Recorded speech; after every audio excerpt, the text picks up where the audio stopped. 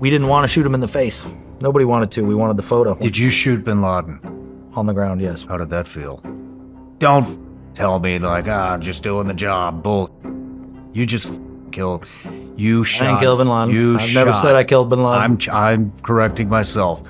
You shot him. Drug him down the stairs by his feet. Nice. Right? And I can remember the sound of his hollow skull bouncing down the stairs as we drug him down. We'd given ourselves 30 minutes on target with 10 minutes to spare. When I lifted off, we were at 38 minutes. Like, we're literally watching Obama, the body's laying right there. Cleared to the door of the room, looked in, and he's basically twitching at the foot of his bed. There's two women in the room. Bin Laden's just twitching at the foot of his bed. Headshot from the guy coming up the stairs. There's two women standing there in the room, right? So is he still alive? Or is this just nerves? So. It's pretty twitchy. I'd say he's done. Headshot.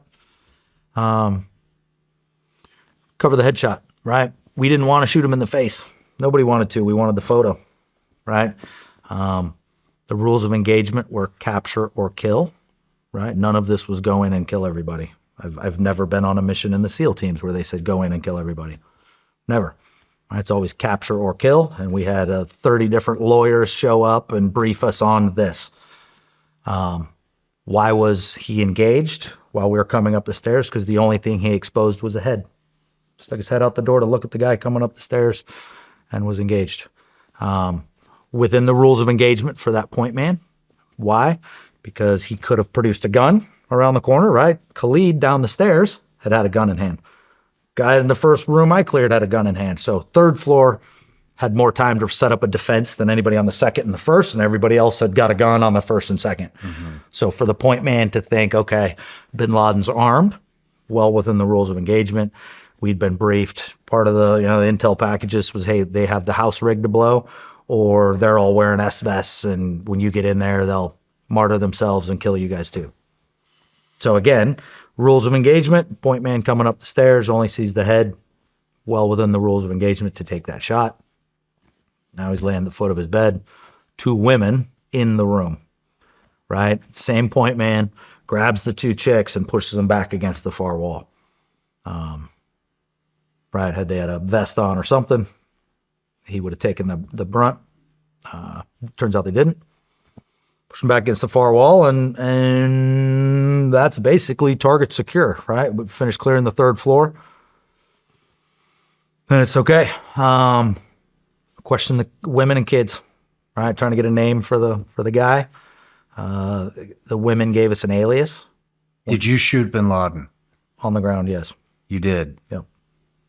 How many times? Couple. Where at? The body. In the body? How did that feel? Don't fucking tell me like, just doing the job. Bullshit. You just fucking killed. You shot. I didn't kill Bin Laden. I've never said I killed Bin Laden. I'm correcting myself.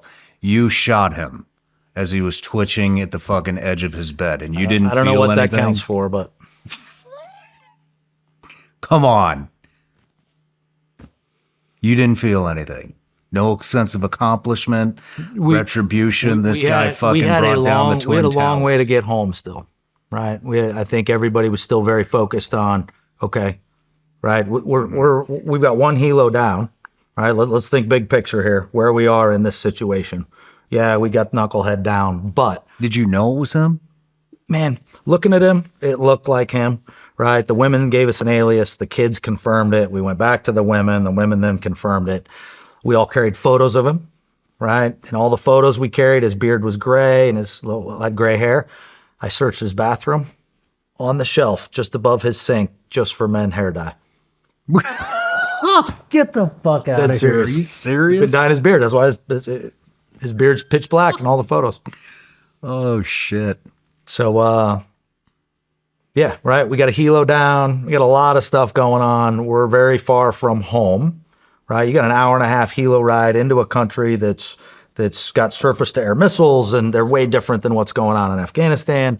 And so, okay, we got the clock's ticking, 30 minutes on target. So I started taking the photos. A buddy of mine was there. He had a Camelback. He took the hose of his Camelback and dripped water on his face. We took the sheets off his bed. washed all the blood off his face. I was the supply guy, so I bought everybody in the squadron digital cameras, right? Because we knew, right, if we had the body going out in our helicopter and then we got shot down on the way out, how do you have proof on your helicopter, right? So did multiple digital cameras, taking photos, DNA samples, different helos, and then they were like, all right, you guys bag him up. So we had the body, drug him down the stairs by his feet. Nice. Right? I can shut my eyes and I can remember the sound of his hollow skull bouncing down the stairs as we drug him down. Drug him over his son's dead body down to the first floor and shoved him in a body bag. Nice. At that point, right, officers getting on the horn saying, hey, confirmed, we've got him. They're our EOD guys. We had one EOD guy on the mission. He starts running around. Somebody gets on the radio, says, hey, prep it to blow. So our EOD guy starts running around the house, setting thermobaric charges in all these rooms. Like, what are you doing? He's like, well, they said prep it to blow. I'm like, the house? I'm pretty sure they're talking about the helicopter. He's like, what helicopter? I'm like, dude, you need to go look in the courtyard. We had crashed so quickly, there was no radio call between Chalk 1 and Chalk 2 that we'd gone in. The whole target gets complete.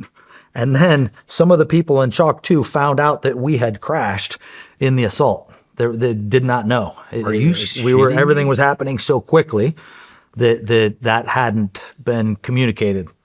So our EOD guy grabs his thermobaric charges, right, runs out to the helo, starts rigging that to blow. We're moving all the women and kids around the compound to safety. We're doing the 30-minute or 30-second shopping spree at Walmart, whatever, running around, grabbing anything we could, thumb drives, computers, anything you can find. I remember our Master Chief getting on the horn and be like, exfil the building now. Like, no more, hey, 2 minutes, like, everybody out now. Wrapped everything up. I remember running out of the building. I'm carrying a whole bunch of stuff, and I look over, and it's the most uncomfortable, weird thing you've ever seen. These helicopter pilots that are never on the ground, and they've got these big, like, aviator helmets, these big, black, dark helmets. And there's, like, 2 pilots and 2 crew chief, and somebody had handed them suitcases of, like, intel. So they're a big helmet. They're looking around, no guns. They've got suitcases. I'm like, come on, guys, let's go. Pulled them out. We were down a helicopter, right? So leadership called one remaining. We had 2 backup CH-47s with backup SEALs and backup fuel. One of the CH-47s flew into the compound, right? Landed, picked up the other guys since we had the body. They sent my team out on the one remaining Black Hawk. So we helo lands. We go booking out through this field, carrying the body bag. Get to the helo, throw the body in, we jump in, and I may be a little sensitive because I've already been in one helicopter crash that night, and the whole cockpit is flashing red. Oh, shit. Whole thing's flashing red. I'm like, I don't know what that means, but I don't think that's healthy, right? It's our gas gauges. So we'd given ourselves 30 minutes on target with 10 minutes to spare. When I lifted off, we were at 38 minutes. So we were running on fumes. Our helicopter still had to fly 8-10 minutes to our other refueling helicopter. We landed. We got gas, right? Everybody thinks it was the 24 SEALs that pulled this off. There's some Army refueler out there who joined the Army to refuel helicopters, right? Not be Delta Force or anything crazy, to refuel helicopters, probably for college GI Bill. And that night, that Army kid refueled us up, right? None of us would be back if it weren't for the Army kid who refueled us. We got gas for 20 minutes, right? Now we've blown up our helicopter, so now all the radars are coming up, right? Everybody's looking in Pakistan for what's going on. And you still have a hour and a half helo ride to the border. Wow, man. So sat on his body the whole way, cleared into Afghanistan, landed, turned over the body to McRaven and the crew, and then we all flew up to Bagram, turned over the body. We were all still in our uniform when President Obama came in and gave his whole spiel on the TV. Like, we're literally watching Obama, the body's laying right there. I can tell you our debrief, right? When we came back, we landed in Bagram. We went into a room and the whole team that had just participated in that mission did a debrief. Just like we do after BUDS, just like we do in BUDS after every training mission, after every real operation, you do an AAR, after action review. We did that with the whole group there, and it was audio recorded. It was audio recorded. My commanding officer on his personal cell phone recorded the whole debrief. Other versions, whatever, all I know is what I know, what I saw, and what I remember on the audio recording. So that's all I'll say about that. Happy to answer any other questions you might come up with. Let's keep going with the debrief. There's a lot that's about to come out that's important in the debrief on items that were kept. I mean, this is all rolling into what you really want to talk about, so I'd just be as descriptive as you can. Yeah, I mean, we did our debrief and that was it, right? Did our debrief, flew home. On the way home, they're like, guys, really good job tonight. You get 2 days off. Like, what? We showed up we landed back at the beach, right? Nobody ever meets you when you come home from deployment, but half the command was standing there with pizza and beer.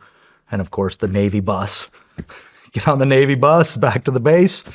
Why was bin Laden's body thrown into the ocean? I don't know who made that decision. It was somebody way above my pay grade. I agree with it. I like it. You agree with it? Yeah. Why? We turned over the body to some Army counterparts, some Army Rangers, and they're the ones who flew it all the way out to the carrier and dumped it. I like it because it's there's no shrine, no memorial. He's just simply gone. There's no, even Al-Qaeda has not said, hey, he's still alive and we've got him. Like, prove you've got him. He's gone. Done. Erased. Deleted. Never to be seen again. Right on. I kind of like that, right? If there was some memorial or, shrine to where they buried him, maybe that would be a little different. I don't know. Makes sense. But it also created a lot of conspiracy theories, but, Government's got the photos. They can release them. They can do whatever they want. Was that photo? There was a photo that was circulating around. That was bullshit. You didn't take that photo? No. All right. Any of the stuff online is not accurate. It's all. So we were talking about, the helo ride back where you got to think about putting a bullet in bin Laden. Now, I think everybody processed it when we landed in Bagram, right? We landed in Bagram, we did our debrief, and then we left the hangar, right? Downloaded all our gear. Like, we were flying back a couple hours later. So literally debrief, download. Okay, all that was done.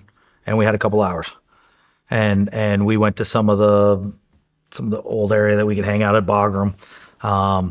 And hung out there, and there were some TVs that guys were turning on, and that's where the story was breaking in the States, right? Like bin Laden Obama had given his spiel, right? There's the stuff, university's going crazy. There was some like ticker tape at like a baseball game or something. All these things were breaking. And I would say that was the first time everybody sat in the room and was like,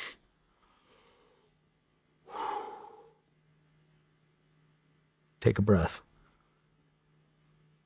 I hadn't had a chance to do that until then, right? We still getting back. We still had something to do. We just got done. Like, now it's out. Only thing you're waiting for is a plane ride home.